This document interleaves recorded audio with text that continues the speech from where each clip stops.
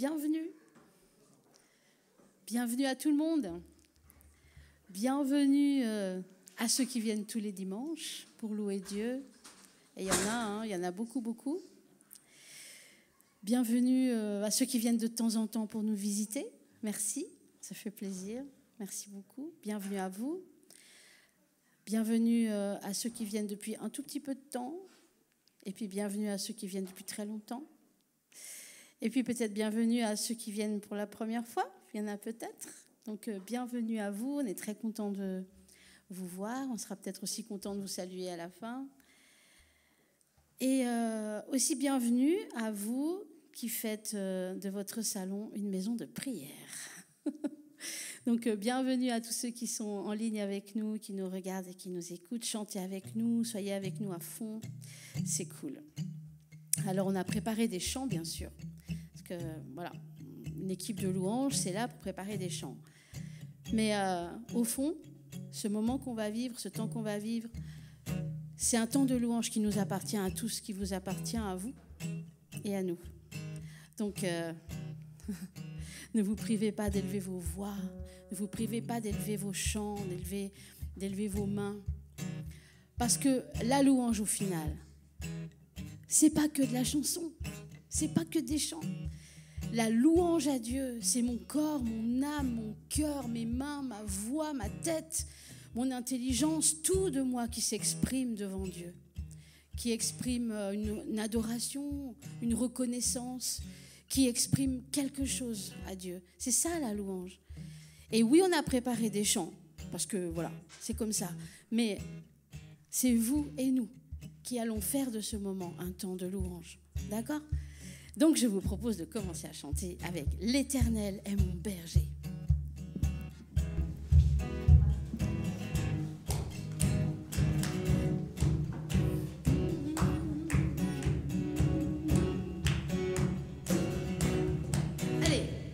L'Éternel est mon berger, de rien je ne manquerai. Oh mon âme, chante mon âme, pas à pas il me conduit, au bord des eaux calmes je le suis. Oh mon âme, chante mon âme, oui toujours le bonheur et la grâce m'accompagneront devant sa face. Dans sa présence, tellement de joie, tellement de joie. Et tant qu'il se trouve auprès de moi, aucun mal mon âme tu ne craindras. Et dans son temps, je reviendrai, je reviendrai. Si je traverse encore la vallée de l'ombre de la mort, oh mon âme, chante mon âme, puisqu'il m'aime le premier, non rien ne pourra me séparer de son amour, de son amour, mais toujours le bonheur et la grâce m'accompagneront devant sa face. Dans sa présence, tellement de joie, tellement de joie. Et tant qu'il se trouve auprès de moi, aucun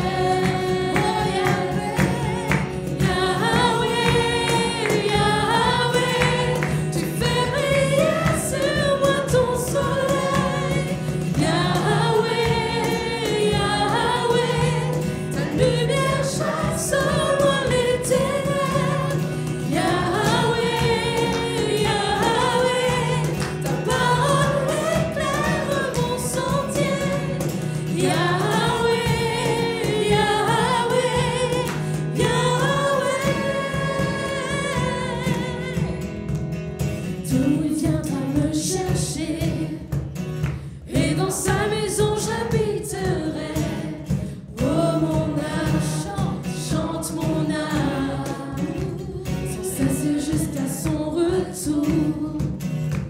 Mon âme chante son amour, oui, tous les jours, tous les jours, tous les jours. Oui, toujours le bonheur et la grâce m'accompagneront devant sa face, dans sa présence, tellement de joie, tellement de joie. Et tant qu'il se trouve auprès de moi, aucun mal, mon âme, tu ne craindras. Et dans son temps, je reviendrai, je reviendrai. Yahweh, Yahweh, tu fais briller sur moi ton soleil. Yahweh, Yahweh, ta lumière éclaire mon sommeil. Yahweh, Yahweh, ta parole éclaire mon sentier. Yahweh, Yahweh, Yahweh. L'Éternel est mon berger, de rien je ne manquerai. Oh mon âme, chante mon âme. Pas à pas il me conduit, au bord des eaux calmes je le suis. Oh mon âme, chante mon âme. Oui, toujours le bonheur et la grâce m'accompagneront devant sa face, dans sa présence, tellement de joie, tellement de joie. Et tant qu'il se trouve auprès de moi, aucun mal, mon âme, tu ne craindras, non. Et dans son temps, je reviendrai, je reviendrai. Yahweh, Yahweh, tu fais briller sur moi ton soleil. Yahweh, Yahweh, ta lumière chasse au loin des ténèbres. Yahweh, Yahweh, ta parole éclaire mon sentier. Yahweh, Yahweh, Yahweh. L'Éternel est mon berger. Alléluia, l'Éternel est mon berger, il est le tien aussi. Wouh! Ah, vous savez quoi? Aujourd'hui, ça aurait dû être là. Beaucoup trop de On bruit. accueille des gens qui ne savent pas où est l'école du dimanche.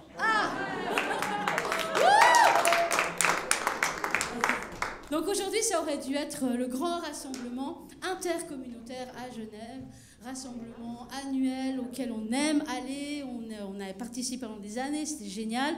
Mais aujourd'hui, crise sanitaire oblige, il n'y a pas. Donc, ce qui se passe, c'est que, eh ben voilà, le réseau évangélique Genevois s'est dit, on va proposer quelque chose, on va proposer un thème pour que chaque église puisse faire à sa sauce un petit peu ce qu'il a... Voilà ce qu'il a envie de faire avec ce thème. Et on va proposer des chants, on propose des témoignages et tout ça. Et donc, le thème de cette journée, c'était 7 jours debout dans la tempête.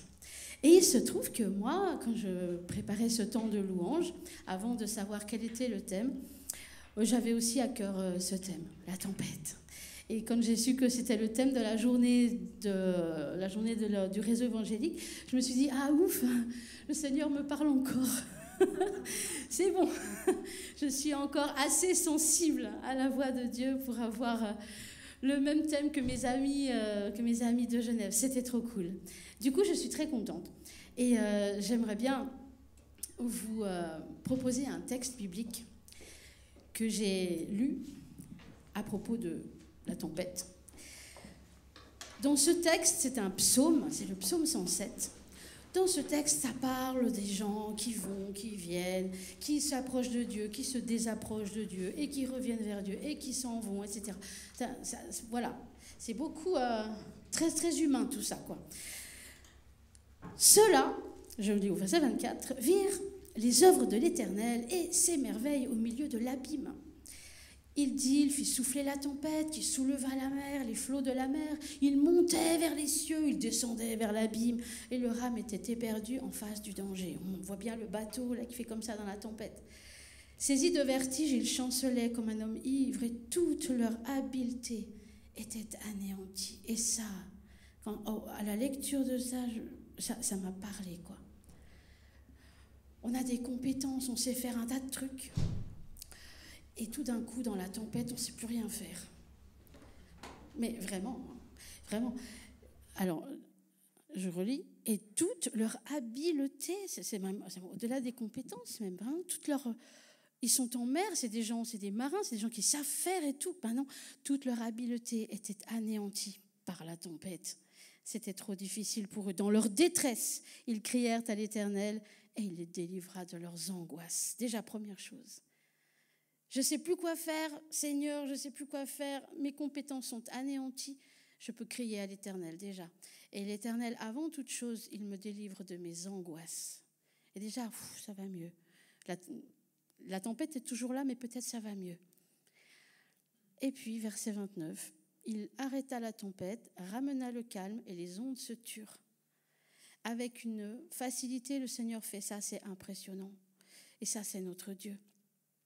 Ils se réjouirent de ce qu'elle s'était apaisée, ces tempêtes.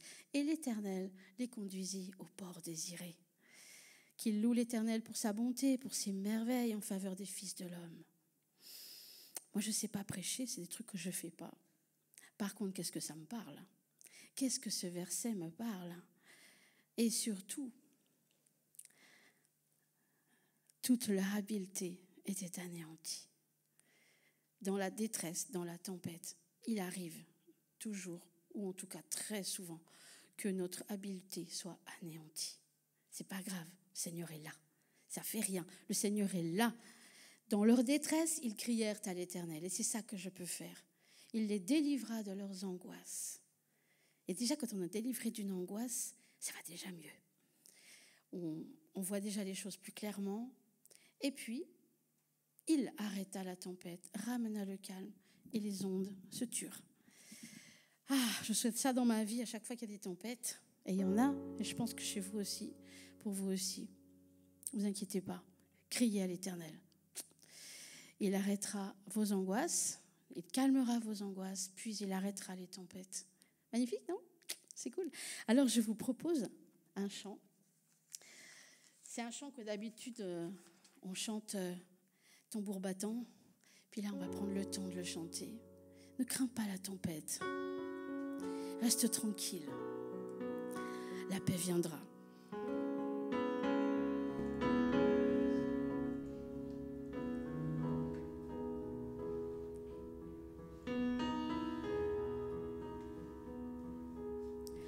Ne crains pas la tempête. Reste tranquille. La paix viendra. Relève donc la tête, regarde à Jésus, sois plein de foi. Qu'importe l'adversaire, chasse la crainte, il est vaincu. Au nom puissant de Jésus, l'ennemi s'enfuit, tu es vainqueur. Au nom puissant de Jésus, l'ennemi s'enfuit, tu es vainqueur.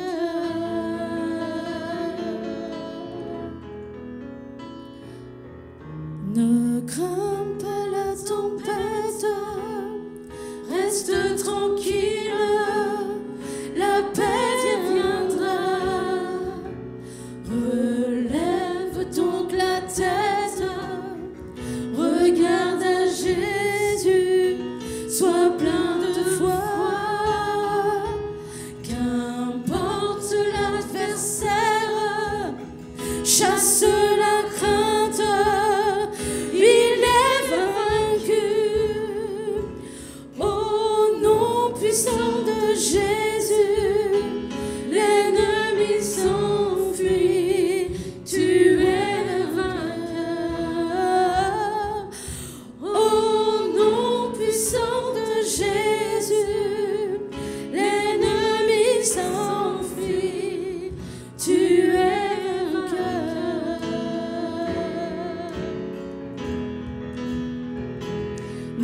crains pas la tempête, reste tranquille, la paix viendra.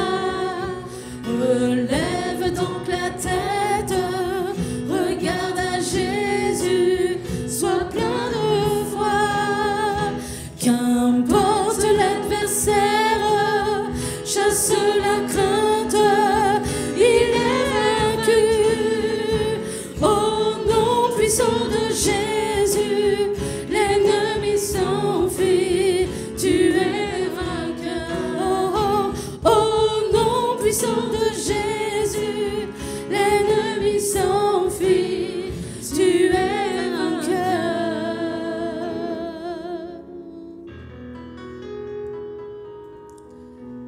Jésus, tu es vainqueur, tu es le vainqueur et tu es celui qui nous donne la victoire sur nos tempêtes. Et on veut le proclamer ce matin. On veut le dire, le redire, que tu es celui qui nous dirige jusqu'au port, Jésus. Et avec cette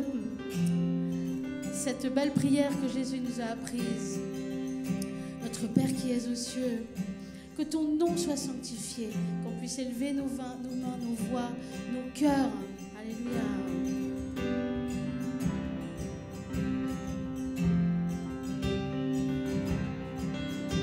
Notre Père dans le ciel, que ton nom soit sanctifié, que ton royaume vienne, nous voulons faire ta volonté. Oh, donne-nous aujourd'hui le pain dont nous avons besoin. Le pardon est acquis pour nous et pour notre prochain.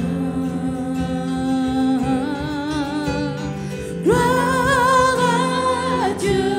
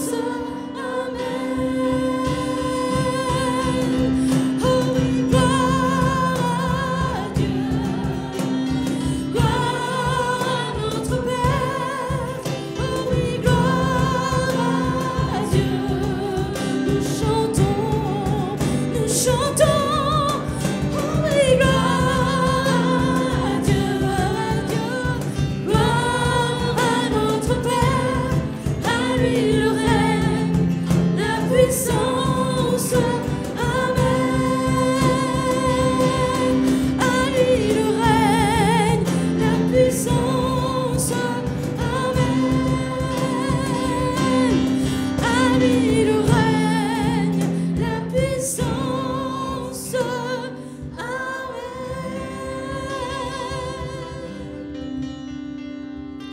Alléluia, Jésus. Béni soit ton nom, Jésus. Alléluia. Oh, Jésus. Oh, merci pour ta présence, Seigneur. Merci pour ta vie. Merci. Oh, Jésus. Merci, Seigneur. Oh, Jésus, entends les prières de nos cœurs. Entends les cœurs, Seigneur.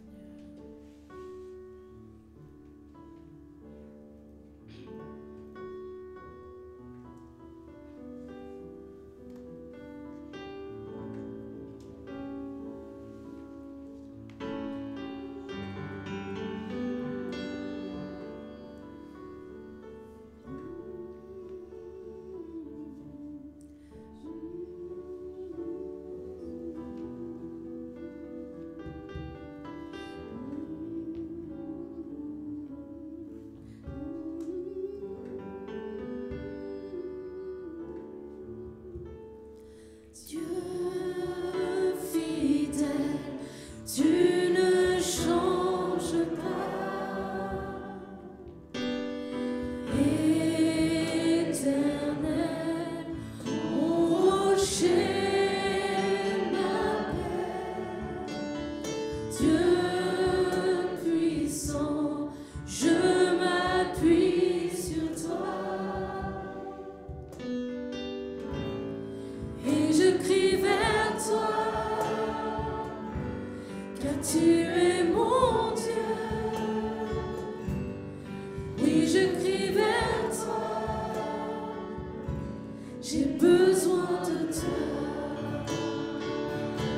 Tu es mon roi au jour de la détresse. Et si je tombe, tu me relèves. Dans la tempête, ton amour me ramène au port. Tu es mon seul espoir, Seigneur.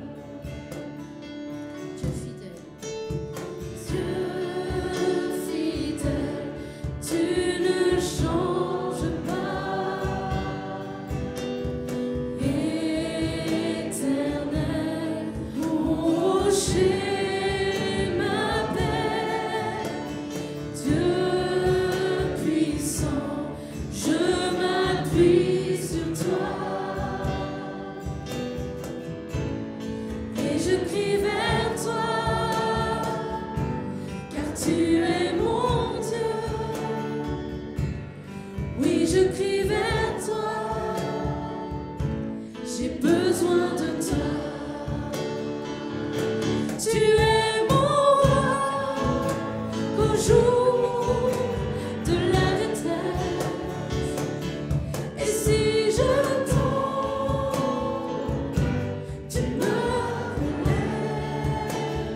Dans la tempête, ton amour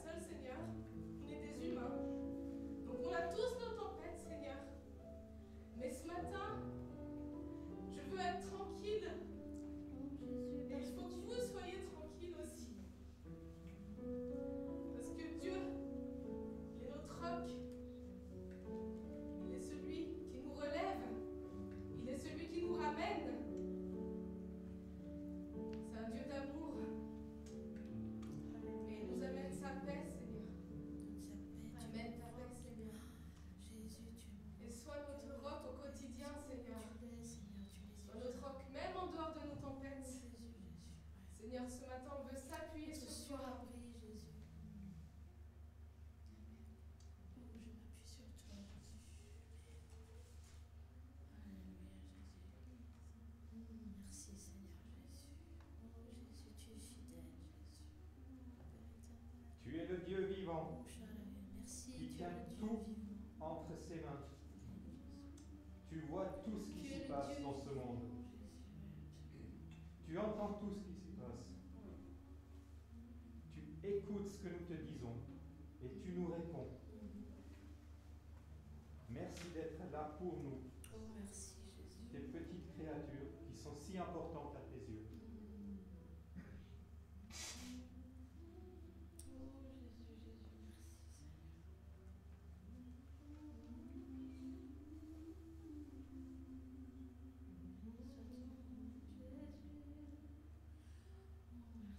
Seigneur. Merci, Jésus. Tu es fidèle, tu ne changes pas. Merci, Seigneur Jésus.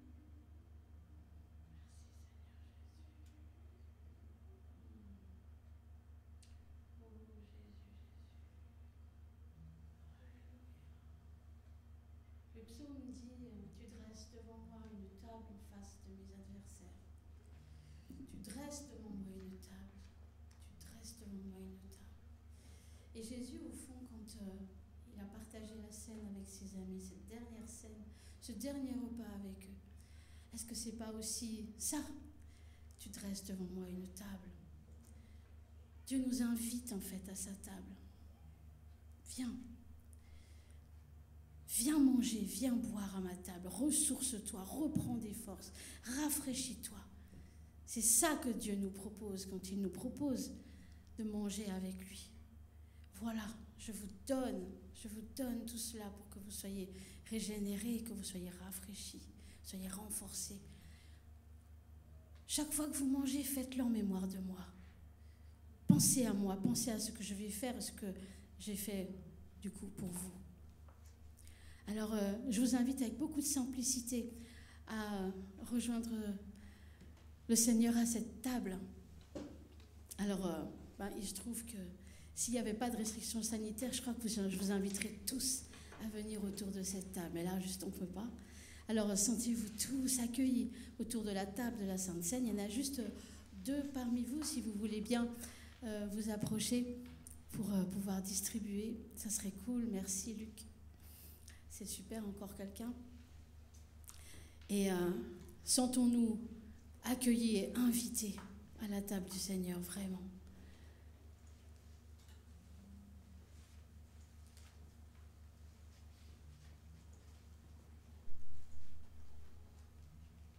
Encore une personne? Parce qu'il en faut 2. Merci, Marie. Jésus, merci, nous sommes là autour de toi, autour de ta table. Merci, Jésus. Merci pour celui que tu es pour nous. Merci pour tout ce que tu as fait pour nous. Oh mon Jésus. Je vais te donner le micro, Marie, si tu veux bien. Remercier Dieu pour le pain, pour le vin. Merci, Jésus. Seigneur, on veut te remercier pour ce symbole que tu nous as donné. Papa, je te remercie parce que je crois que c'était déjà dans ton plan, Seigneur. Ta fidélité, elle n'est pas qu'aujourd'hui, elle date du début, du tout début. Tu as toujours été là, tu as toujours tout prévu. Tu as toujours, Seigneur, répondu. Tu as toujours été présent. Tu as toujours aimé. Tu as toujours pardonné. Tu as toujours donné la victoire.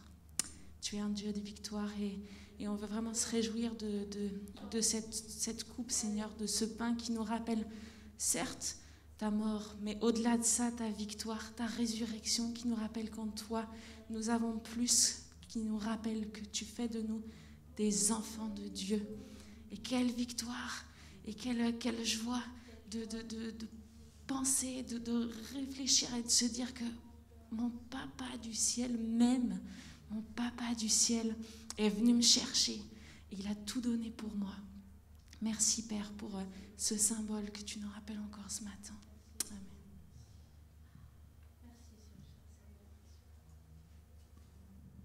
Alors, pendant que Luc et Marie vont passer vers vous pour vous présenter le pain, le vin, tous ces éléments que Jésus vous donne, le pain, le vin, le corps, le sang de Christ qui a été répandu pour nous. Mais des fois, on le dit, mais c'est juste incroyable. Et on le dit des fois machinalement quand on veut bien écouter les paroles qu'on dit, mais c'est quelque chose d'incroyable. Dieu nous a ramenés auprès du Père grâce à la croix. Alors prenez le pain, prenez le vin, et pendant ce temps, on va chanter.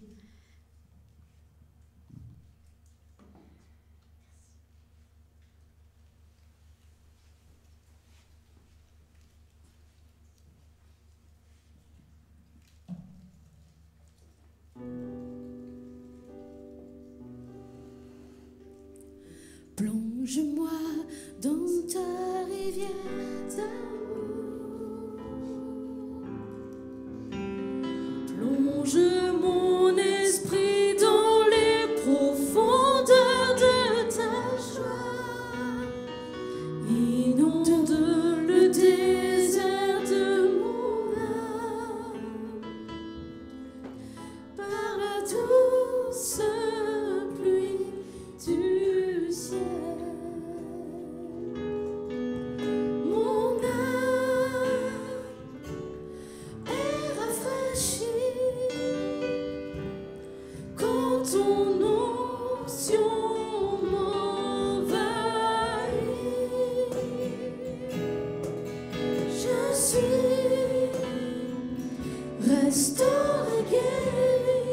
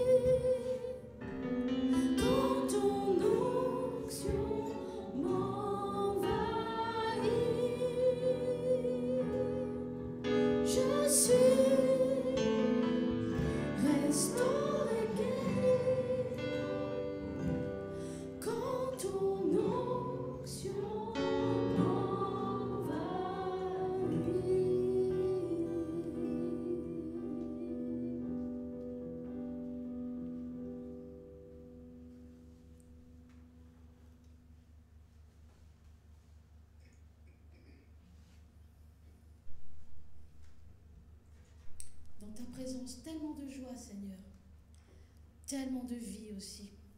Dans ta présence, plus de pleurs, plus de peur. Merci Jésus pour ta victoire sur nos tempêtes. Merci, merci, merci. Merci pour ces temps. Merci pour ces temps de cœur à cœur avec toi, de tête à tête avec toi. Merci Jésus. Amen.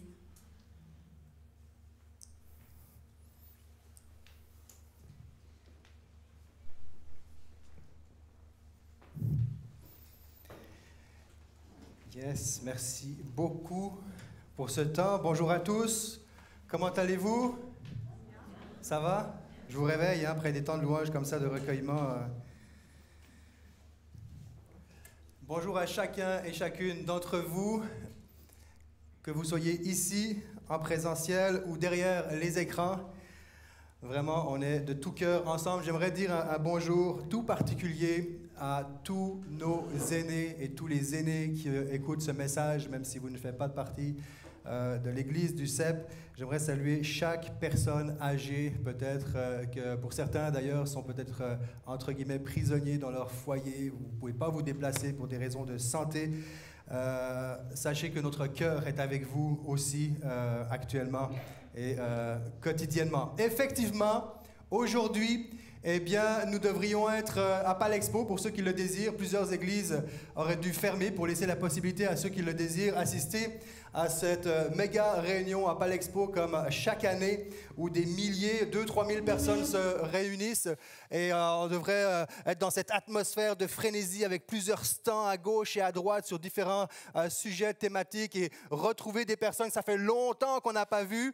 Et bien, voilà, nous sommes, à défaut d'être des milliers réunis dans un même local, nous sommes des dizaines d'églises à nous réunir autour de cette thématique debout dans la tempête, thématique initiée par le réseau évangélique de Genève, dont pasteur Walter Zenzen et Christian Bussy, pasteur Walter qui est pasteur à l'église du Réveil et Christian Bussy, pasteur à l'église du Bouchet, l'église apostolique.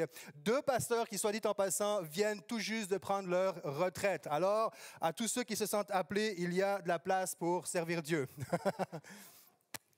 Donc, la beauté d'aujourd'hui, des temps que nous vivons, c'est qu'il est tout à fait possible d'écouter des messages en rediffusé, ce qui veut dire que si vous allez écouter un message d'une église qui s'est réunie autour de cette thématique debout dans la tempête, vous allez retrouver sensiblement le même sujet, le même message autour de cette thématique debout dans la tempête. Mais chaque pasteur, chaque prédicateur la prête à sa propre sauce, avec sa propre recette. Et pour ce qui nous concerne, la sauce à laquelle nous apprêtons de présenter ce message est à la sauce OK Google, qui est le titre de ce message, de cette thématique debout dans la tempête. Alors, contrairement à si on était à Palexpo, on aurait affaire à un prédicateur en général international qui serait de l'extérieur, donc international et extérieur.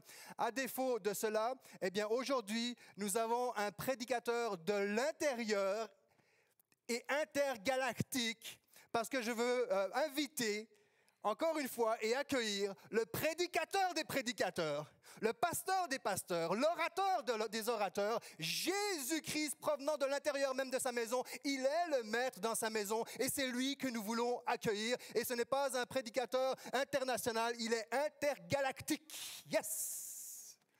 Alors, je prie que le Saint-Esprit de Dieu fasse entendre la voix de Jésus dans nos cœurs aujourd'hui. Seigneur, je te prie de prendre la place qui te revient, en effet, dans nos cœurs. Et nous te disons merci, Seigneur, pour toute cette grande famille. Seigneur, ton Église, c'est l'occasion aujourd'hui de nous rappeler que ton Église est la plus grande et la plus merveilleuse de toutes les familles sur cette terre. Seigneur, sois loué, Jésus. Merci d'avoir fait de nous tes enfants. Merci pour ceux qui sont en cheminement, qui sont en train de découvrir ta paternité, ta bonté. Seigneur, nous t'accueillons au milieu de nous. Parle à nos cœurs encore aujourd'hui. Et Seigneur, plus qu'une thématique, nous te prions que celui qui est affaibli, Seigneur, couché par terre dans ces moments de tempête personnelle, relève-le ou relève-la en cet instant. Et je crois que tu as déjà commencé à le faire à travers ce temps de louange. Et poursuis, Seigneur, ton œuvre dans nos vies, Seigneur Jésus. Sois le centre de toute notre attention, Seigneur, aujourd'hui et pour le reste de la semaine et de nos jours. Bienvenue au milieu de nous. Amen. Amen. J'espère que vous avez vos téléphones et vous pouvez faire l'exercice aussi chez vous dans vos salons. J'ai besoin de 3 volontaires. Alors, c'est rare qu'on entende ça dans une église. J'espère que vous avez vos téléphones et qu'ils sont allumés en mode vocal. 3 volontaires avant de dire ce qu'on va faire. Si vous pouvez lever votre main, si vous avez l'application OK Google, et on va poser la question du jour. Est-ce que j'ai 3 volontaires? Allez, soyez pas timides. Comment? Vous n'allez pas me dire que vous n'avez pas de téléphone en 2021, là. Non, mais l'hypocrisie a ses limites quand même. OK. 3 personnes volontaires, s'il vous plaît, parce que je veux vraiment que ce soit... Moi, le test, je l'ai fait avec plusieurs... Oui, alors Nathan. Ouais. Juste si tu as un téléphone avec l'application OK Google, vocal, on a Nathan, Carole et Marie sur ma droite. Parfait? Alors, on va commencer avec Nathan. Ça va être la même question pour les 3. Mais on va faire un vrai test. On va être en mode scientifique pour que ce soit vraiment, il faut que ce soit prouvé, etc. Donc, la question que tu vas poser à haute voix, Nathan, et pareil pour Carole et Marie. OK, Google, quel est le livre le plus lu au monde?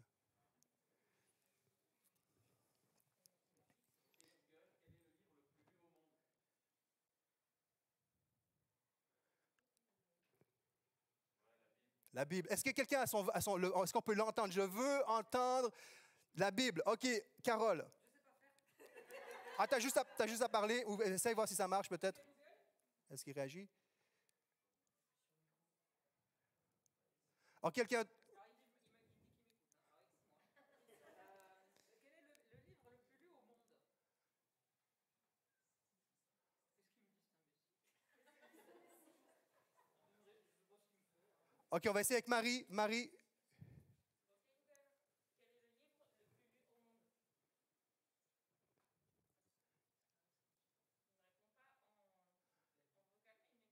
mais il met bien la Bible. Il met bien la Bible.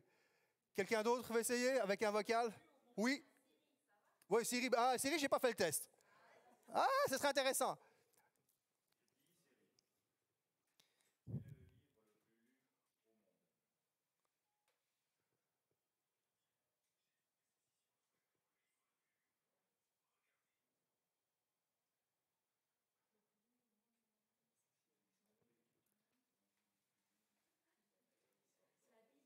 La Bible. OK, parfait. Ouais, on ne voit pas toute la définition Wikipédia. Merci beaucoup. Excellent. Je suis émerveillé de voir qu'à l'ère numérique, à l'ère de l'intelligence artificielle, Google ou Siri reconnaît encore aujourd'hui, ou nous informe plutôt aujourd'hui, que le livre le plus lu au monde est la Bible. Et si tu veux rester debout dans la tempête, tu as besoin de rester dans ta parole, de retourner à la parole de Dieu. Nous avons besoin de réaliser à quel point ce livre est important. Tout a commencé avec une parole de Dieu. Que la lumière soit et la lumière fut. Tout a commencé avec une parole de Dieu. Le chaos ténébreux, le chaos a cédé, le chaos ténébreux a cédé sa place à l'éclairage de Dieu. Dans un endroit, dans un contexte d'époque, alors que l'univers n'est pas encore créé, Dieu parle, Dieu dit que la lumière soit et la lumière fut. Et le chaos commence à prendre de l'ordre et la lumière prend place dans nos vies. J'aimerais te dire qu'il y a des situations dans ta vie, des tempêtes que tu traverses dans ta vie, que je traverse dans ma vie. Eh bien, nous avons besoin de réaliser que la parole de Dieu amène de l'ordre là où il y a du désordre. Il amène de l'espoir là où il y a du désespoir. Et la parole de Dieu a cette capacité. Le livre le plus lu au monde a la capacité de nous faire traverser les plus réalistes et pires des tempêtes.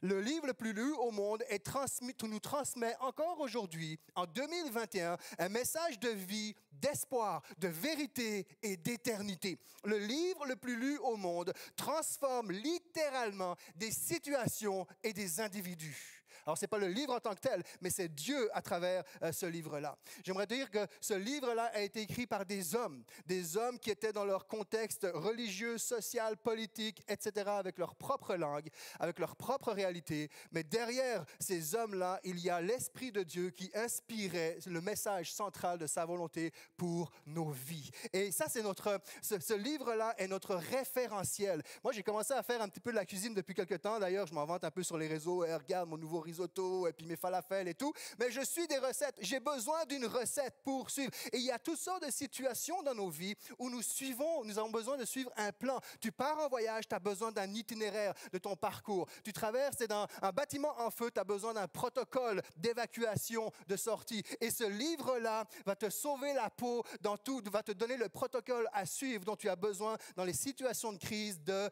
ta vie. J'aimerais préciser ceci. Google te dirige vers le plus grand mode d'emploi pour ta vie, pour nos vies, mais il n'est pas le mode d'emploi. Dieu est celui qui détient le mode d'emploi pour nos vies. Alors que nous suivons toutes sortes de plans, comme je viens de le mentionner, pour toutes sortes de situations, eh bien, j'ai pris que l'Église, plus que jamais, puisse revenir au plan de Dieu inscrit noir sur blanc dans ce livre. Info chrétienne, la revue Info chrétienne numérique rapporte qu'en 2020, c'est près de 524 671 698 versets qui ont été partagés, sauvegardés et surlignés par la grande communauté mondiale de YouVersion. YouVersion. Pour ceux qui ne savent pas ce que c'est, pour les plus âgés, YouVersion est une application ce qui est possible de mettre sur notre téléphone, une application pour lire la Bible, pour suivre des plans bibliques. Et récemment, ils ont même mis une application, ils ont rajouté la possibilité de partager des sujets de prière et de prier avec la communauté de YouVersion. Donc, ils nous disent qu'il y a 500 millions et des poussières de versets qui ont été téléchargés, partagés et surlignés. Évidemment, ce n'est pas des millions de versets différents, c'est 500 millions de personnes qui ont fait cela. Le verset de l'année 2020, l'année de la pandémie, le verset de l'année 2020, celui qui a été le plus partagé, sauvegardé et surligné parmi les 500 millions de versets qui ont été partagés, etc., le verset de l'année, savez-vous lequel c'est? Est-ce que quelqu'un a une idée? Non, ça aurait pu parce que c'en est un qui était très présent, Psaume 91 aussi. Le verset de l'année 2020, c'est Ésaïe, c'est le verset préféré de mon épouse, Ésaïe 41, verset 10. Ésaïe chapitre 41, verset 10. C'est un verset où Dieu s'exprime. C'est un verset où Dieu s'exprime pour rassurer, affirmer sa protection auprès de ceux qui lui appartiennent. Un message de réconfort. Évidemment, il n'y a rien de plus approprié qu'un message de réconfort en période de pandémie que Ésaïe 41, 10 qui nous dit « N'aie pas peur, car je suis moi-même avec toi. Ne promène pas des regards inquiets, car je suis ton Dieu. Je te fortifie. Je viens à ton secours. Je te soutiens par ma main droite, la main de la justice. » Message de réconfort. Dieu parle encore aujourd'hui. On l'a entendu tout à l'heure, Marie, je suis content, je n'ai pas perdu ma sensibilité de ce que Dieu dit. Dieu parle de toutes sortes de façons, on va le regarder. Selon un communiqué de l'Alliance biblique française, l'ABF, qui existe depuis 1818, si je ne me trompe, voici ce qu'ils nous disent à propos de ceux et celles qui reçoivent une traduction biblique dans leur propre langue. C'est très intéressant. Quand une communauté reçoit les Écritures dans sa langue, il se passe quelque chose de profond. Les gens sentent que Dieu leur parle directement et commencent à éprouver une forme d'espérance. Dieu parle encore aujourd'hui. Nombreux sont ceux qui ont fait l'expérience qu'en ouvrant ce livre-là, la Bible, réalisent que ce n'est pas un livre comme les autres. Il y a l'Esprit de Dieu qui parle à travers ce livre-là, dans la mesure aussi, évidemment, où on est ouvert. Mais il y a vraiment, ce livre a un impact. Ce livre a traversé les flammes de la persécution jusqu'à aujourd'hui. On parle de debout dans la tempête. Il n'y a pas meilleur exemple que nos frères et sœurs qui sont dans la persécution à l'heure actuelle. Et ce qui les tient debout dans la tempête, c'est la parole de Dieu et la prière de leurs frères et sœurs. Ce livre-là est incomparable. L'article que je viens de vous lire sur l'extrait, en tout cas, de l'Alliance biblique remonte à 2018 et à cette même époque, ils estiment à approximativement 674 langues. La Bible aurait été traduite en 674 langues. Ça a l'air beaucoup, mais il reste encore 209 millions de personnes à être atteintes. Le même site nous dit qu'on estime en effet à près de 7100 le nombre total de langues parlées dans le monde, environ 7100 langues. Et parmi ces 7100 langues, 3324 bénéficient dorénavant, pas de la Bible, d'au moins un livre biblique. Ce livre qui nous est si précieux. J'aimerais qu'on puisse regarder ce que c'est nos frères et sœurs chrétiens en Chine, un clip qui remonte à 3-4 ans en arrière à peu près, leur réaction lorsqu'ils vont recevoir pour la première fois de leur vie une Bible entre leurs mains. Vidéo.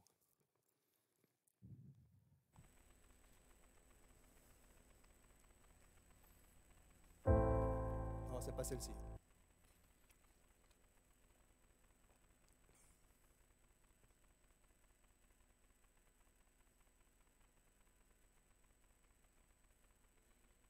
Pas de problème.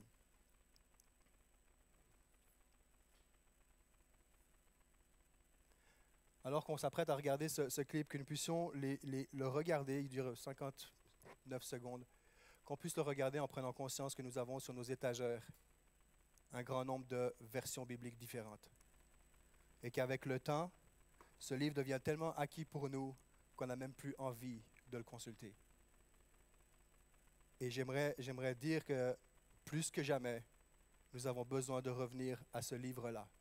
Je ne veux pas faire de la bibliolatrie, comme on dirait, mais je parle de ce Dieu qui est derrière ce livre-là. Je considère que la Bible est notre dernier rempart. Ça fait des années et des années que je le mentionne. Ce livre est notre dernier rempart. Il y a 15 ans en arrière, j'ai fait la plus longue série de ma vie en tant que prédicateur qui s'intitulait « La Bible, notre dernier rempart », une série de 13 messages sur le sujet. C'est inépuisable tout ce qu'il y a à découvrir et à connaître sur ce livre-là. Et j'aimerais te dire que si tu veux être debout dans la tempête et que tu es en train de t'éloigner dans ce livre-là, et tu t'éloignes de ce livre, tu court des risques inimaginables. Nous avons besoin de revenir à cette parole, même si nous pensons la connaître par cœur, et la laisser parler à nos cœurs jour après jour. Et on va poursuivre, c'est pas grave, au pire, on pourra le mettre à la fin. On verra comment est-ce que nos frères et sœurs ont réagi lorsqu'ils ont reçu pour la première fois ce livre-là. C'est tellement émouvant, tellement touchant. Et aujourd'hui, ce que j'aimerais voir avec toi, on va regarder à 4 à 5 personnages. On va faire un voyage biblique en commençant par le Nouveau Testament et en reculant jusqu'à l'Ancien. Et j'aime bien parfois lire la Bible, non pas de façon linéaire, ou la comprendre de façon linéaire, mais de façon circulaire parfois. Qu'est-ce que je veux dire par là? C'est que Genèse jusqu'à l'Apocalypse, c'est linéaire, mais j'aime bien arriver dans les dernières pages de la Bible et fermer la boucle, parce qu'en fait, tu réalises que quand tu arrives à la fin, tu arrives au plan initial que Dieu avait prévu depuis toute éternité pour nos vies. Alors, on va commencer avec la vie de Paul. Paul, debout dans la tempête. Les versets ne vont pas s'afficher à l'écran. Ce sont des versets que nous connaissons tous quasiment par cœur, en tout cas en essence. Et on va regarder quelques événements dans cette thématique aujourd'hui, debout dans la tempête. Actes chapitre 27. Ils vont faire affaire à toute une tempête. Paul est avec un équipage. Au verset 28, on nous dit « Comme nous étions violemment battus par la tempête, le lendemain, ils ont jeté la cargaison à la mer. » La tempête est tellement violente qu'ils vont jeter des choses à la mer. Le troisième jour, ils vont même jeter de leurs propres mains les agrès du bateau, les éléments du bateau. Ils vont corder le bateau pour le solidifier. Et j'aime beaucoup le verset 20 du chapitre 27 des Actes qui nous dit, alors qu'on disait au début, tout a commencé avec une parole dans le chaos, que la lumière soit. Au verset 20, voici ce qui nous est dit. Le soleil et les étoiles ne nous sont pas apparus pendant plusieurs jours et la tempête a été si forte que finalement, nous avions perdu tout espoir d'être sauvés.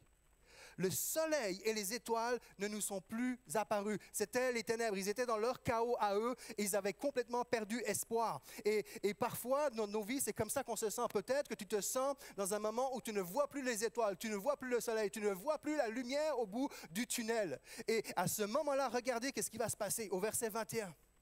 On n'avait pas mangé depuis longtemps. Et quand vous lisez le récit, vous apprenez que c'est 14 jours que la tempête va durer. Oui, il meurt de faim, c'est vraiment une grosse épreuve. Alors Paul, oh yes, Paul, debout au milieu d'eux, leur dit « Mes amis ». Je ne sais pas s'il était haïtien, « Mes amis ». Il aurait fallu m'écouter et ne pas quitter la Crète afin d'éviter ces dommages et ces pertes. Mais maintenant, je vous invite à prendre courage, car aucun de vous ne perdra la vie. Seul le bateau sera perdu. En effet, un ange de Dieu auquel j'appartiens et que je sers m'est apparu cette nuit et m'a dit, encore une fois, Dieu parle. Tu es debout dans la tempête. Nous avons besoin d'aiguiser notre oreille pour reconnaître la voix de Dieu dans les pires tempêtes de nos vies. Et il m'a dit, Paul, Ésaïe 41, 10. Non, mais c'est presque ça. Paul, n'aie pas peur. Il faut que tu comparaisses devant l'empereur.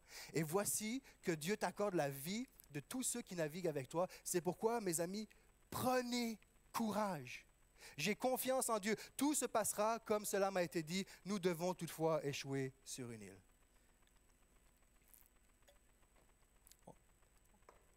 Il est prêt la vidéo? On peut le regarder. Et on poursuit.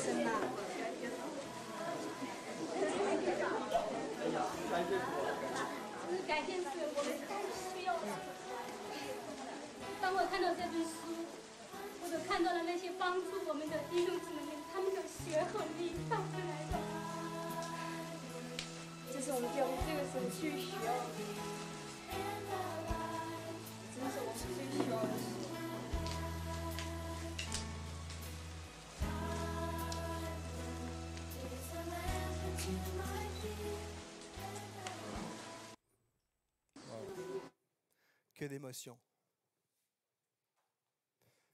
C'est la première fois qu'il se retrouve à tenir ce livre que nous avons en 1001 versions sur nos étagères ou que nous pouvons nous procurer à un prix dérisoire, même sur Amazon. Pour la première fois, nos frères et sœurs chrétiens vont accéder à l'événement que Paul a vécu et tant d'autres situations de vie. Pour la première fois, ils vont accéder à ce message divin, d'espoir, de vie, de vérité et d'éternité. Pour la première fois. Pour la première fois, ils vont tenir entre leurs mains un livre qui n'est pas écrit, qui n'est pas un roman, qui ne passe pas à travers les modes, qui n'est pas l'affaire d'une mode ou d'une vague ou d'un buzz quelconque. Ils ont le livre qui était inspiré par l'Esprit de Dieu. Toi et moi, ne nous pouvons pas voir Dieu visiblement ni l'entendre. En tout cas, rares sont les personnes qui ont vécu cette expérience de voir Dieu et de l'entendre. Mais nous avons entre nos mains le livre qui a été inspiré par l'Esprit même, créateur de l'univers et de nos vies. Ce n'est pas rien. Ce n'est pas rien. Des hommes qui, debout dans leur tempête de la persécution, se font scier en deux, martyrisés, voient leurs enfants mourir devant eux, tiennent debout, disent la parole de Dieu est mon roc, sa promesse est pour moi et elle ne passera pas.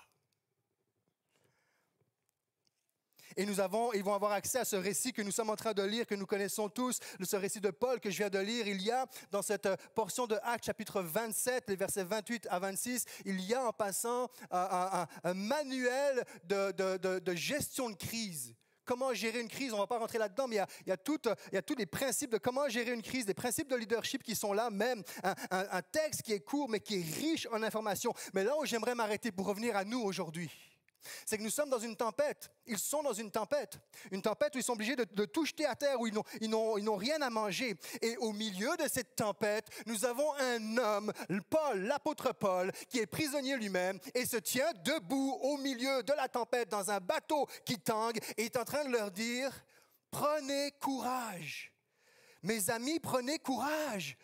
J'ai confiance en Dieu. Tout se passera comme... J'ai confiance en Dieu. » Et je crois que ça, c'est l'Église. C'est l'appel que Dieu donne à son Église aujourd'hui, d'être au milieu de la tempête, d'être debout dans la tempête et dire à ton voisin, à ton collègue, à ton entourage, prends courage. Parce que Dieu m'a parlé, que ce soit à travers un ange, Dieu va lui parler à travers un ange, mais que ce soit à travers un ange, à travers des circonstances, à travers une analogie de la nature, à travers toutes sortes de moyens, Dieu n'est pas à court pour faire passer son message, ou à travers sa parole, ou tout ça en même temps, mais nous avons besoin d'être cette Église et Dieu nous appelle à être cette Église connectée à son cœur, de façon à ce que dans les tempêtes de nos vies, eh bien nous puissions dire, prends courage, n'aie pas peur, je connais quelqu'un qui peut t'aider. message d'espoir. L'Église n'a pas à se mettre à genoux devant les tempêtes d'aujourd'hui et de quiconque tempête. À genoux devant Dieu, mais pas devant... Je ne suis pas en train de dire qu'on a pas mal, qu'on ne souffre pas, qu'on n'a pas... Mais je parle d'un découragement outre mesure. On s'arrête et dit, Seigneur, parle à mon cœur, renouvelle mes forces, afin que nous puissions transmettre un message d'espoir à notre entourage. Il est debout au milieu d'eux, avec un message à livrer. Tu as un message à livrer. Tu as un appel. Dieu te donne un appel. Dieu donne un appel à son Église, mais à chaque individu, tu as quelque chose à communiquer autour. Ils ont vraiment cru que c'était fini pour eux. Deuxièmement, on va voir Jésus, ce Jésus qui va se lever au milieu de la tempête. Matthieu chapitre 8, versets 23-28, rapidement. Il monta dans la barque et ses disciples le suivirent. Soudain, il s'éleva sur le lac une si grande tempête que la barque était recouverte par les vagues et lui, il dormait. Les disciples s'approchèrent et le réveillèrent en disant « Seigneur, Seigneur, sauve-nous, nous allons mourir !» Il leur dit « Pourquoi êtes-vous si craintifs, hommes de peu de foi ?» 2021, le CEP. Lève-toi et... Paul s'est levé debout au milieu du bateau. Et là, c'est Jésus qui se lève. Alors il se leva, menaça les vents du lac et il y eut un grand calme. Pouf. Ces hommes furent très étonnés, tu m'étonnes, et dirent, quel genre d'homme est-ce? Même les vents et la mer lui obéissent. Quel genre d'homme est-ce? Je reviens à Paul. Savez-vous ce que j'aime avec l'épisode de Paul? C'est que parfois on pourrait dire, ouais, mais là, les disciples, Jésus était avec eux physiquement, ils étaient dans leur barque. Jésus était dans leur barque, il était avec eux. C'était facile pour les disciples de l'époque. Jésus était là, ils pouvaient le toucher, le sentir, le voir, etc. Mais avec Paul, Paul n'a jamais vu Jésus. La seule fois qu'il l'a vu, c'est dans une révélation surnaturelle, dans une vision. Et Paul, au moment où il écrit ces lignes-là, eh bien, tout est accompli de la part de Jésus. Il est monté au ciel, il n'est plus là. Il est comme vous et moi, dans des tempêtes du quotidien. Vraiment comme vous et moi, vous dire, ah, je vous avais dit de ne pas prendre le large parce que j'ai vu la météo, vous auriez dû m'écouter. Il est vraiment comme nous. Il est pareil. Mais il se tient debout au milieu de la tempête. Donc Jésus est là. Je reviens maintenant à Jésus au milieu de la barque. On va mourir. Et Jésus se lève. Il y a ce qui se passe. Quel genre d'homme est-ce? J'aimerais te dire que le Dieu auquel nous appartenons, qui est révélé dans cette Bible, est celui qui a tout pouvoir sur les éléments, les circonstances, les situations, le temps. Il règne. Il règne. Il est avec toi. Il est avec moi.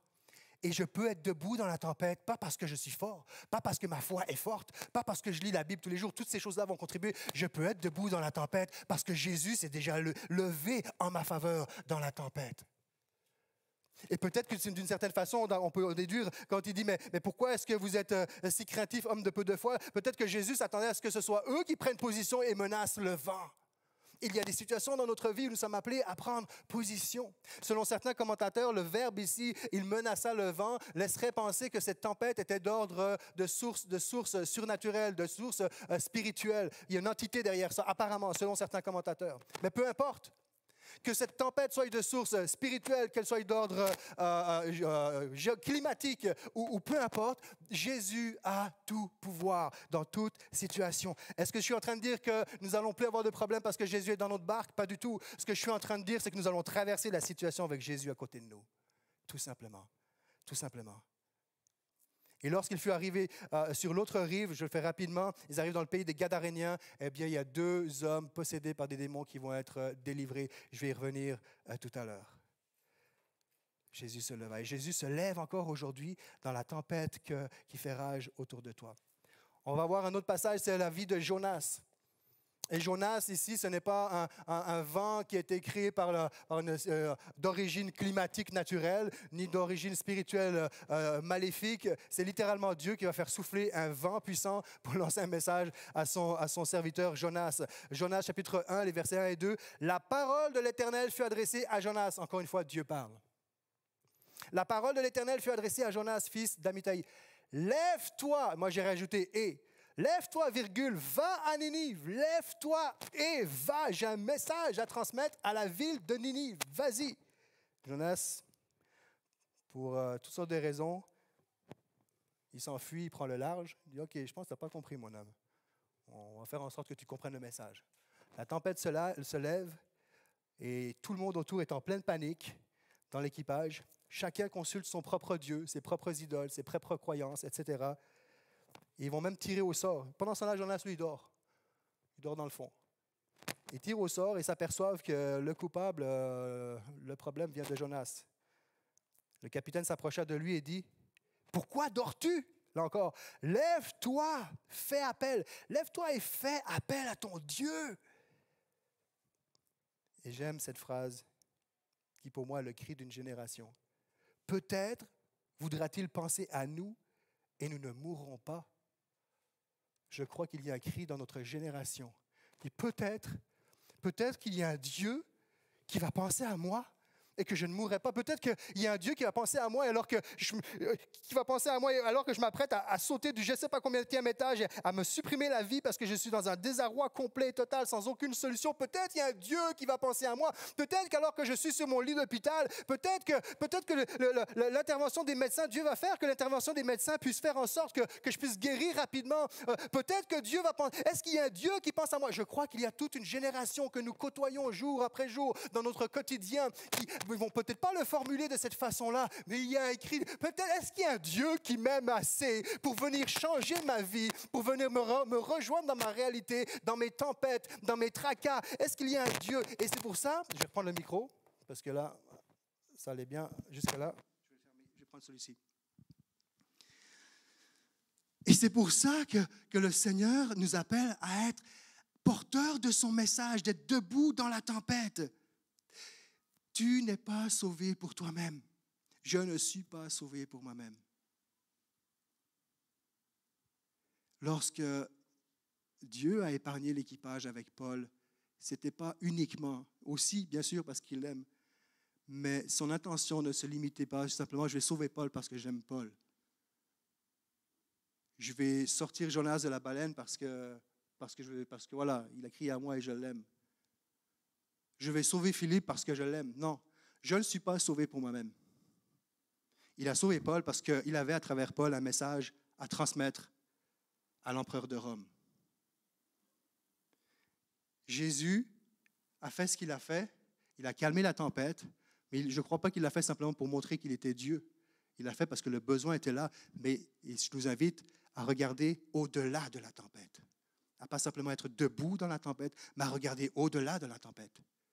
Comment rester? Qui peut rester dans la tempête? Je pense que c'est clair, ceux qui placent leur confiance et leur foi en Dieu. Mais la vraie question qu'il faut se poser, c'est pourquoi rester debout dans la tempête? Parce qu'il y a un message à transmettre. L'empereur de Rome avait besoin d'entendre le message qui aujourd'hui on appellerait un message biblique. Jésus traverse notre rive et il y a 2 personnes qui sont délivrées d'esprit démoniaque. Il y avait une œuvre à accomplir. Jonas avait un message à transmettre. L'Église du 21e siècle a un message à transmettre. Avec nos talents, nos capacités, nos milieux professionnels, même au chômage, tu as un message à transmettre. Dans les pires moments, il y a un message à transmettre. Nos vies sont un message aussi vivant de ce que Dieu fait à travers les uns et à travers les autres.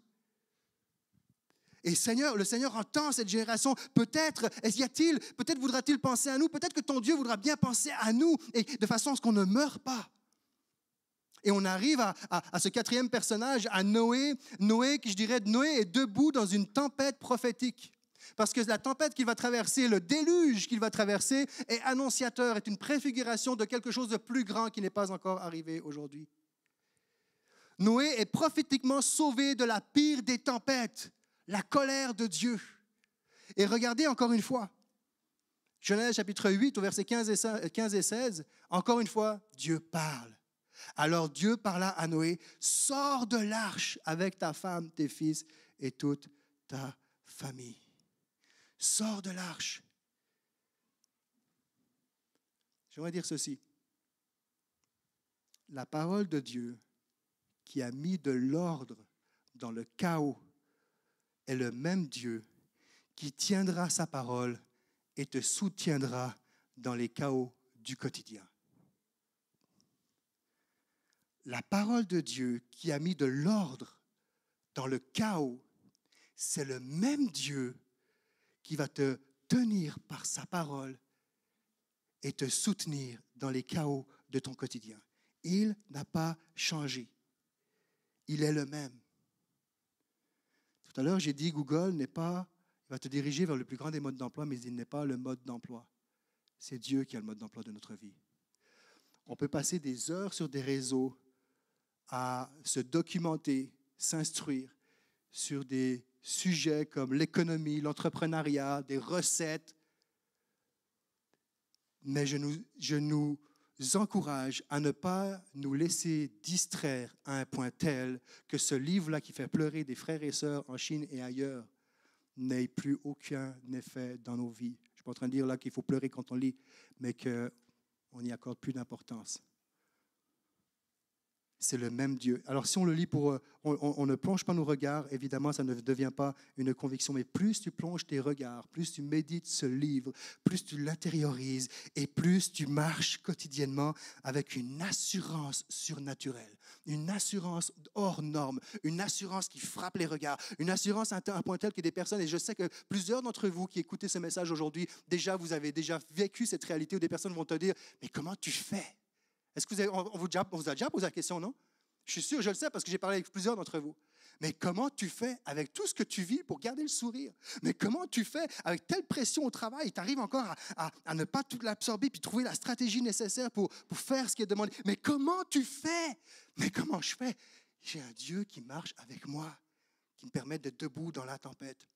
Genèse chapitre 7, versets 1 à 7, l'Éternel, encore une fois, dit à Noé, « Entre dans l'arche. » Voyez-vous, Dieu parle pour lui dire « Entre », Dieu parle pour lui dire « Sors ». Et Noé obéit. Et nous connaissons cet épisode parce que il dit « Entre dans l'arche avec toute ta famille, car je t'ai vu comme juste devant moi dans cette génération. » Et là, il défile tous ceux et celles qui sont appelés à rentrer dans cette arche-là. Et ça va durer 40 jours, 40 nuits. Je vais terminer avec ce dernier passage. Ce n'est pas sa vie elle-même, mais c'est quand même lui qui a écrit ce que je vais lire. L'apôtre Pierre. Là, on est en train de fermer la boucle. On a reculé jusqu'à la Genèse, Noé. On va fermer la boucle. Et dans cette portion-là, je peux me sentir comme Jonas. Dans ce point-ci de ce message-ci, je me sens comme Jonas. Où j'aurais envie de rester. Ce matin, je me lève, Seigneur, j'aimerais.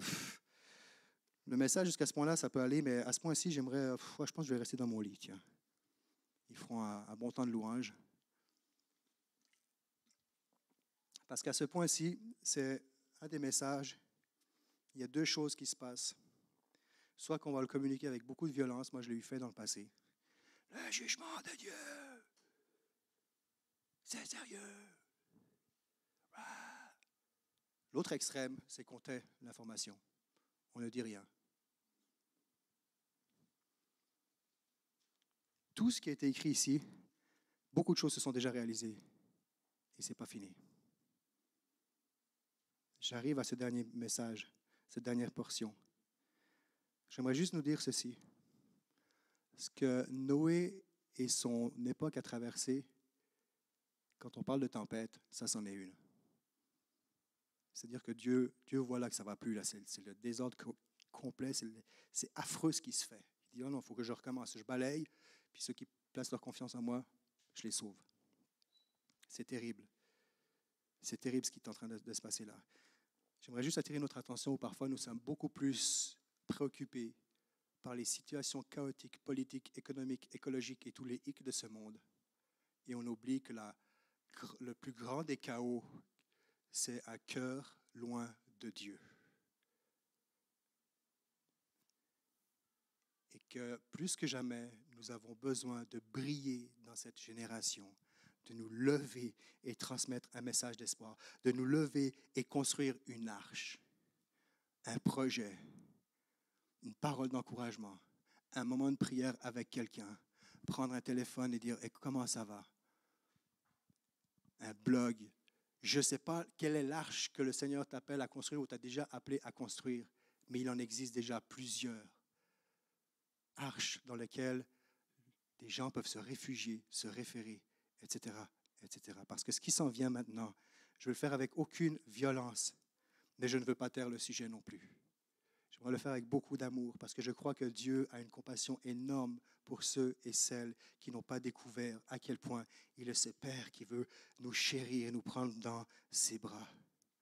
Et c'est l'apôtre Pierre qui va dire ceci au chapitre 3, verset 7. « Sachez que dans les derniers jours, il y aura des moqueurs.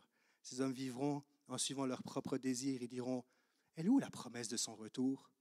En effet, depuis que nos ancêtres sont morts, tout reste dans le même état qu'au début de la création. Et entre vous et moi, inconsciemment, des fois, c'est « Oui, Jésus revient. Ça fait 2000 et quelques années qu'on l'attend. » Puis on tombe un peu en mode snooze, puis c'est pas grave si je lis pas ma Bible. Puis on est en plein, plus c'est pas nouveau, il n'y a rien de nouveau sur le soleil, mais nous, on est en plein dans cette génération où on vit selon nos propres désirs, nos propres passions. On vit comme si on allait vivre notre vie éternelle ici-bas. Et verset 5 de ce même chapitre 2 Pierre 3, de fait, ils veulent ignorer que des cieux ont existé autrefois par la parole de Dieu. Tout commença avec la parole de Dieu, ainsi qu'une terre tirée des eaux et au milieu d'elle. Ils oublièrent volontairement que le monde d'alors a disparu de la même manière, submergé par l'eau. Or, par la parole de Dieu, le ciel et la terre actuelle sont gardés pour le feu, réservés pour le jour du jugement et de la perdition de ceux qui n'auront pas mis leur foi en Christ. Si vous lisez Hébreux 11, c'est seulement 8 personnes dans l'arche qui ont été sauvées. Moi, je lis ça, je m'arrête, je médite, puis je pleure. Je pleure les larmes de Dieu.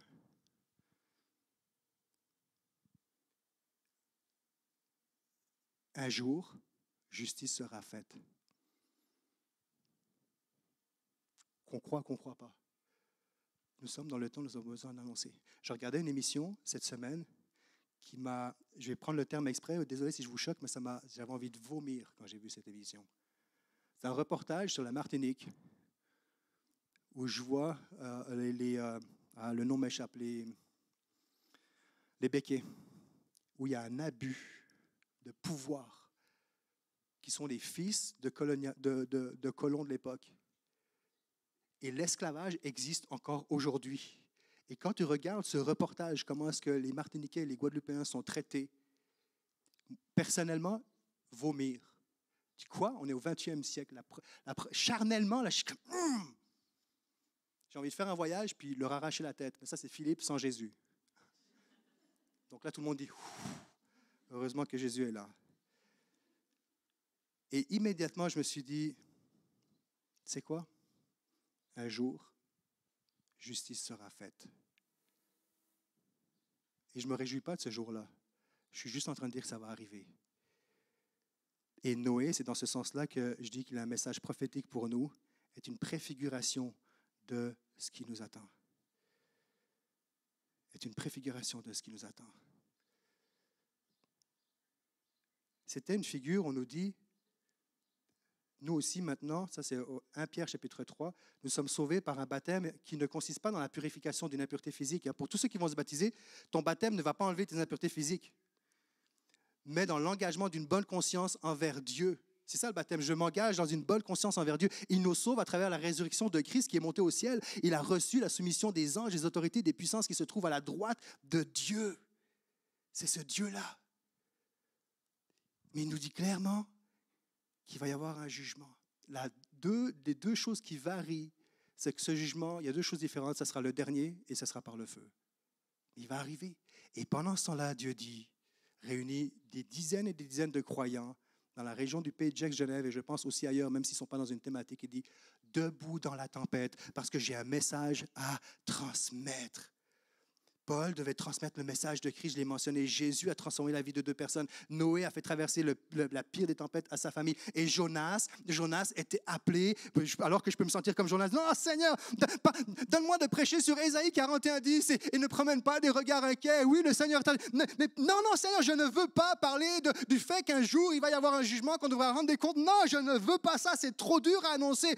Je ne veux pas. Mais pourtant, Dieu te dit, apporte un message. Jonas était appelé à transmettre un message de transformation qui les aiderait à traverser cette vie en vue d'être transportés jusque dans l'éternité.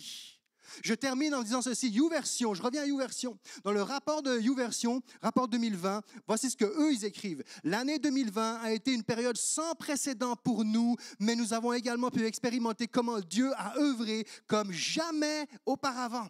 Nous avons en 2020, YouVersion a eu plus de 52 millions d'installations de l'application Bible YouVersion. 52 millions en 2020, 22 400 000 installations pour la Bible, application pour les enfants. Des records jamais égalés, parce qu'il y a des hommes et des femmes en situation de crise, plus que jamais, se tournent vers Dieu et se tournent vers sa parole, et à travers sa parole, découvrent qui est Jésus et se tournent vers lui. Alors merci Seigneur pour cette œuvre qui se fait dans le cœur de notre génération actuelle, tout coin confondu à travers la terre. On a commencé, alors que les musiciens vont me rejoindre pour terminer ce temps, on a commencé avec la question, OK Google, quel est le livre le plus lu au monde? Mais la vraie bonne question qu'il faut poser, ce n'est pas celle-ci. Même si c'est encourageant de voir que c'est encore le livre le plus lu au monde.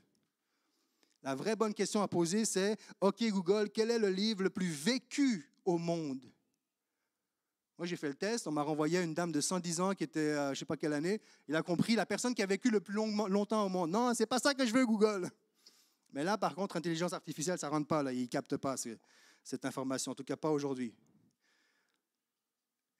Je me suis dit, si je vis jusqu'à 110 ans, Seigneur, accorde-moi la grâce de vivre ce que je lis. Sais-tu quel est l'objectif de ce livre? Super utile pour mettre des versets sur les réseaux et encourager les gens. Super utile pour appuyer un argument théologique, défendre une position, une ligne théologique. Super utile pour préparer un message comme je fais ce matin. Oui, ça sert à ça aussi. Mais l'objectif principal de ce livre-là, et je m'adresse à tous les hommes et les femmes qui l'enseignent, à tous les pasteurs, serviteurs, enseignants, parce qu'on est loin d'être à l'abri. L'objectif de ce livre-là, c'est de transformer mon cœur à l'image de Jésus-Christ. C'est tout. Il peut faire beaucoup d'autres choses qui sont très bien et qui nous encouragent à le faire. Mais l'objectif de ce livre-là n'est pas pour appuyer mes arguments théologiques, n'est pas uniquement pour encourager quelqu'un. Lorsque je le lis, il doit premièrement servir à transformer mon âme, ma vie, mon caractère à l'image de Jésus-Christ. Puissions-nous nous rappeler qu'il est possible d'être debout dans la tempête comme nos frères persécutés en restant attachés à ce livre-là comme jamais de notre vie. Que le Seigneur, je te prie, mets une passion, un désir nouveau, rafraîchi dans notre cœur pour nous approcher de toi à travers ce livre. Transforme nos vies. Fais de nous un témoignage vivant là où nous nous trouvons, Jésus. Et sois loué pour les frères et les sœurs, pour tout ce que tu nous permets de vivre les uns et les autres ensemble avec toi. Amen.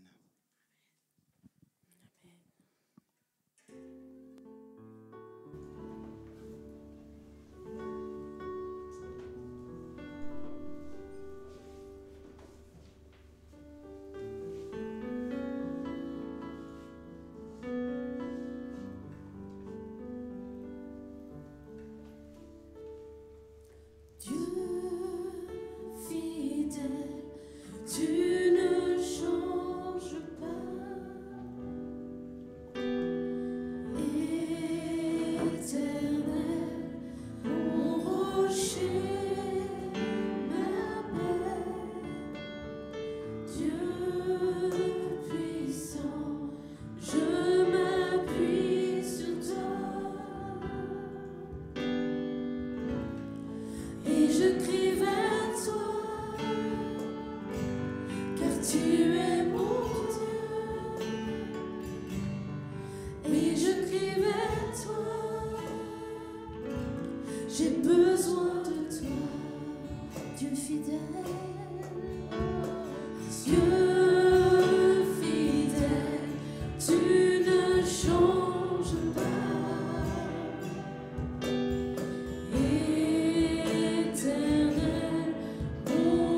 rocher.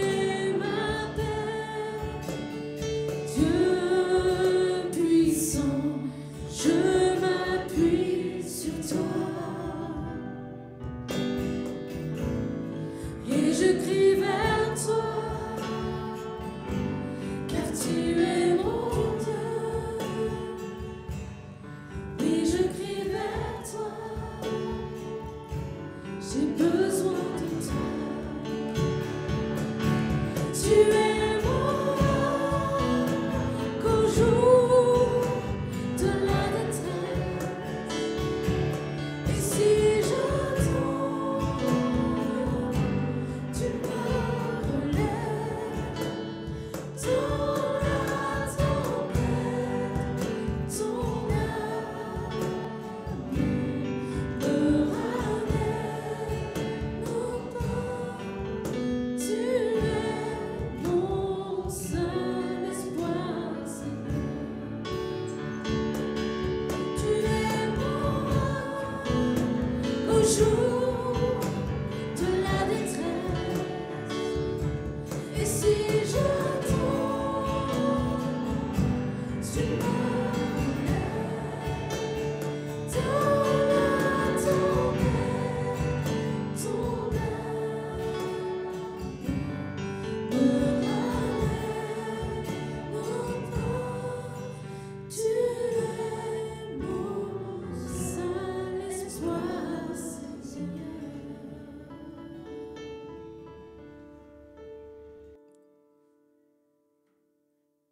Je vous propose aussi de regarder une vidéo qui a été envoyée par justement le réseau évangélique, un magnifique chant qui a été composé par Étienne Rocha.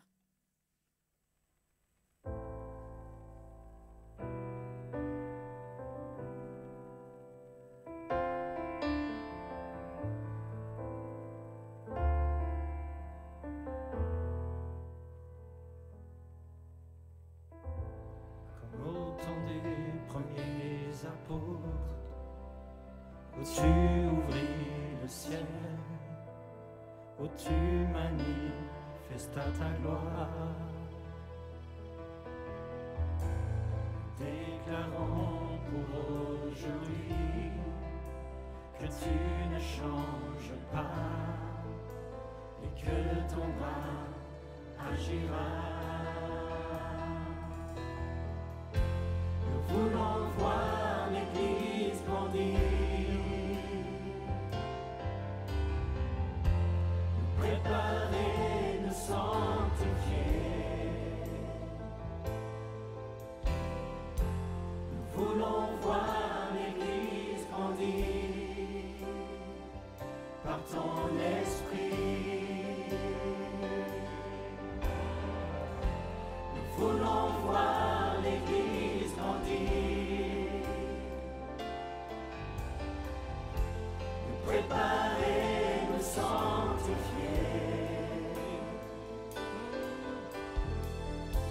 Nous voulons voir l'Église grandir par ton esprit. Comme au temps des premiers apôtres, où tu ouvris le ciel, où tu manifestas ta gloire. Nous déclarons pour aujourd'hui que tu ne changes pas et que ton bras agira.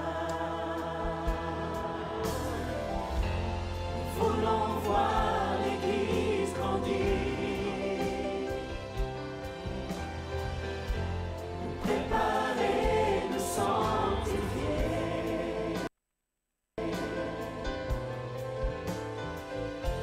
Nous voulons voir l'Église grandir par ton esprit. Nous voulons voir l'Église grandir, préparer, nous sanctifier. nous préparer, nous sanctifier. Nous voulons voir Queremos ver la iglesia l'Église crecer, grandir prepararnos y par santificarnos. ton esprit.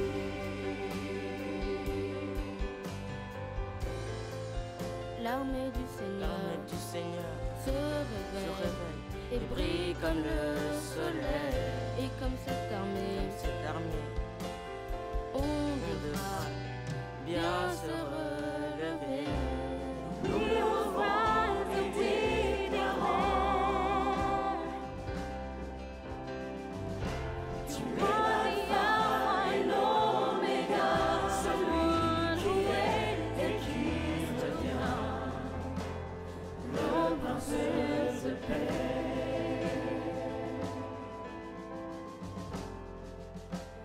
le prince de paix.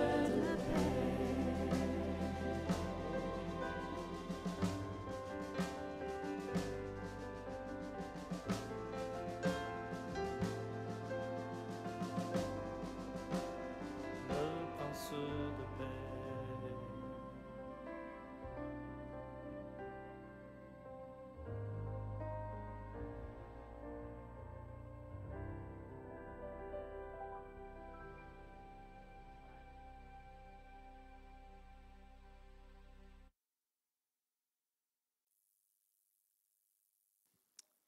Merci à chacun pour ces moments de culte. On présente un peu nos excuses à ceux qui nous suivaient par Internet. On a eu beaucoup de coupures de connexion Internet.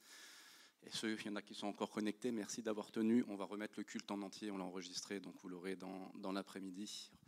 Toutes nos excuses. Et vu qu'on est en mode Internet, toutes nos excuses aussi. Hier, on a eu notre assemblée générale, il y a beaucoup de vous qui étaient ici, et on a totalement oublié qu'on avait dit qu'on la rediffuserait par Internet. Donc certains de vous nous ont signalé qu'on avait oublié. Désolé, on vous remettra le résumé de cette assemblée générale, le PV. Mais voilà, désolé, on était tellement contents de pouvoir la faire en physique qu'on a un tout petit peu oublié la distance. Les annonces de la semaine. Cette semaine, mardi, les cellules, donc à 20h. Mais 20h, c'est un horaire fictif, ça se fait en distanciel. Donc allez voir vos responsables de cellules. Si vous ne savez pas qui sont vos responsables de cellules, venez nous demander des cellules à Gex, à Prevcin, enfin sur le secteur de Gex, de Prevcin, de Cergy et du sud du pays de Gex. Mardi à 20h, horaire symbolique. Samedi prochain, Tu es précieuse, c'est une conférence qui est réservée aux dames. Si vous n'êtes pas encore inscrit, il y a de la place, les inscriptions sont sur le site de l'église. Ça se passera ici à partir de 10h. Il faut amener votre pique-nique, vous pourrez manger après. C'est autorisé de manger si chacun amène ses affaires. Donc n'hésitez pas à venir, si vous n'êtes pas encore inscrit, à ramener du monde. Et puis on passera le lien aussi de cette conférence, parce qu'en fait, les dames vont regarder une conférence qui se fera sur l'écran. On passera le lien à toute l'Église, parce que c'est un sujet qui nous semble très intéressant. C'est un témoignage d'une femme du Rwanda sur le génocide, sur les notions de pardon et tout ça. Donc on le passera à tout le monde pour que les hommes ou les dames qui ne peuvent pas se déplacer ne soient pas privés. Samedi prochain, pas 13h, 15h, pardon, immersion jeunesse ici. Le CEP a un incroyable talent. Un jour, je vais me pointer à votre truc, les jeunes. J'ai trop envie. Le CEP a un incroyable talent. Et puis, dimanche prochain, on se retrouve ici. Il me reste aussi à vous dire, en général, on fait les annonces de semaine en semaine, mais là, on saute un tout petit peu sur la semaine d'après. Pourquoi ? Pour honorer une de nos aînées. La semaine prochaine, le mardi 16 mars, il y aura Tante Hélène, celle qu'on appelle Tante Hélène. C'est un peu notre tante à tous. Je sais pas quoi. Hein, moi, je l'appelle Tante Hélène, alors que ce n'est pas ma tante, qui aura 92 ans. Donc, si jamais vous la croisez, c'est peut-être... Je ne pense pas que vous allez la croiser, mais les rencontres, ça se provoque. Un petit appel. Je ne vais pas vous dire de lui faire un mail, parce qu'elle ne regarde pas ses mails. Je ne sais même pas si elle en a un. Je ne pense pas. Mais un petit appel, je pense que ça lui fera très plaisir. Donc, pensez-y cette semaine, et si on peut... lui faire part de notre présence aussi, même si on ne se voit plus beaucoup en ce moment, ça serait cool. Donc pensez-y pour cette semaine ou la semaine prochaine. Il me reste à vous souhaiter un bon dimanche, et on n'oublie pas, au cœur de la tempête, Dieu fait toutes choses belles au moment voulu. Bon dimanche à chacun.